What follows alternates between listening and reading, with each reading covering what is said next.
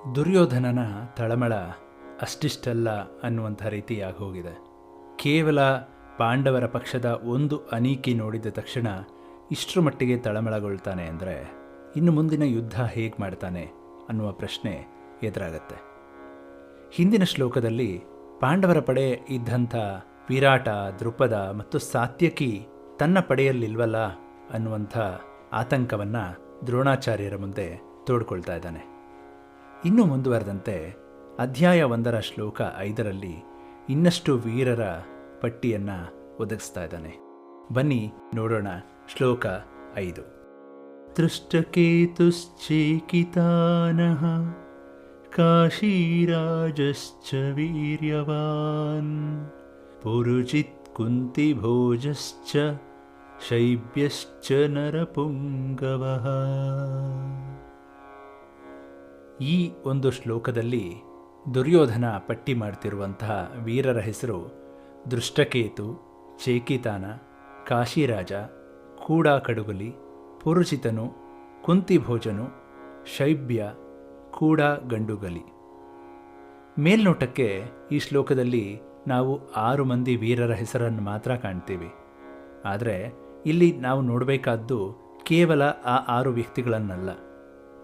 ಆ ವ್ಯಕ್ತಿಗಳ ಹೆಸರನ್ನು ಹೆಕ್ಕಿ ಹೇಳುತ್ತಿರುವ ದುರ್ಯೋಧನನ ಮನಸ್ಥಿತಿಯನ್ನು, ಆತನ ವೇದನೆಯನ್ನು, ಇಲ್ಲಿ ಬರುವ ಒಂದೊಂದು ವ್ಯಕ್ತಿಗಳ ಹಿಂದಿರುವ ಇತಿಹಾಸವನ್ನು ನೋಡಿದಾಗ ಮಾತ್ರ ಇದು ನಮಗೆ ಸ್ಪಷ್ಟವಾಗಿ ಅರ್ಥ ಆಗುತ್ತೆ.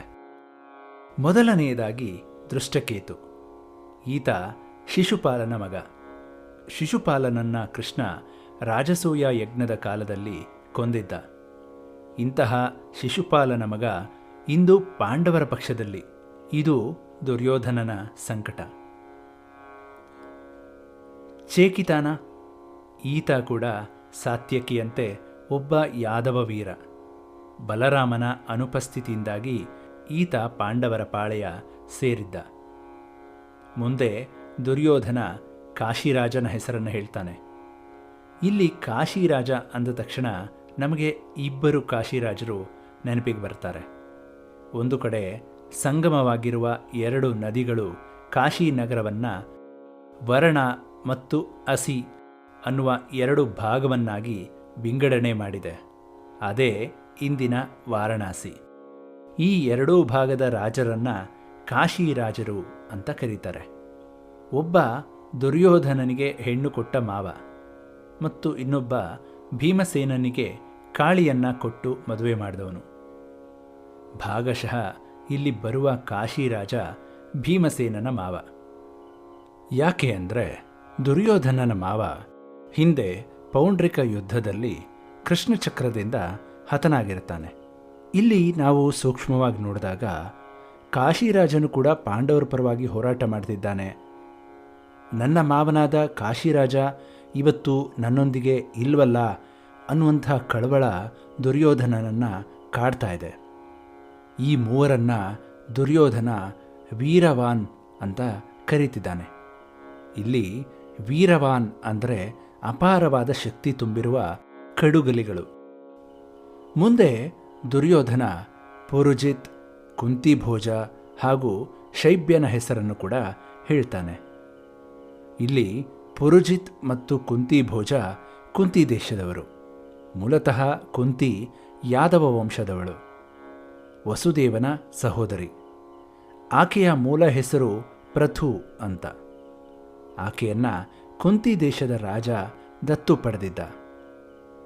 ಈ ದತ್ತು ಸಂಬಂಧದಿಂದಾಗಿ ಪುರುಜಿತ್ ಮತ್ತು ಕುಂತಿಭೋಜ ಪಾಂಡವರ ಪರ ಸೇರಿಕೊಂಡಿದ್ದಾರೆ ಅನ್ನೋದು ದುರ್ಯೋಧನನ ಅಳಲು.